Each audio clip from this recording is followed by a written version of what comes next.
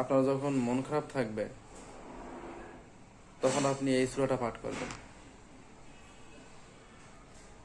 এই সূরাটাকে বলা হয় দি এন্ট্রি অফ ডিপ্রেশন সূরা।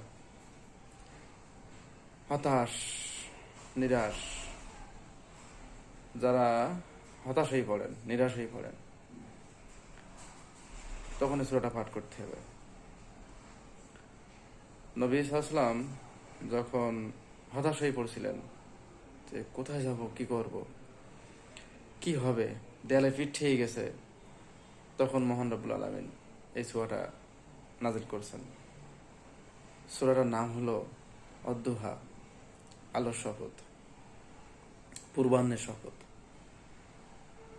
তো সূরাটা আমি আপনাদেরকে বলি। আউযু বিল্লাহি মিনাশ শাইতানির রাজিম, বিসমিল্লাহির রহমানির রহিম।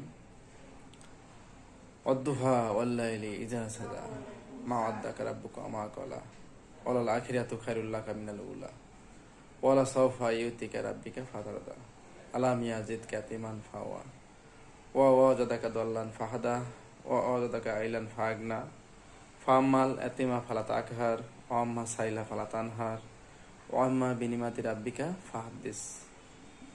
বিষয়টা হলো, এর অর্থ অনেক তাৎপর্যপূর্ণ। তো এর শপথ, পূর্বাহ্নের কিরণ, আলোর শপথ, মানে আলোর পরে যে অন্ধকার বা অন্ধকারের পরে যে আলো, এই একটা মোটিভেশনাল সূরা, প্রেরণামূলক সূরা। এই সূরাটা নাযিল হয়েছিল মনটা ভালো করার জন্য। আপনারা হতাশ হবেন না। আল্লাহ হাফেজ।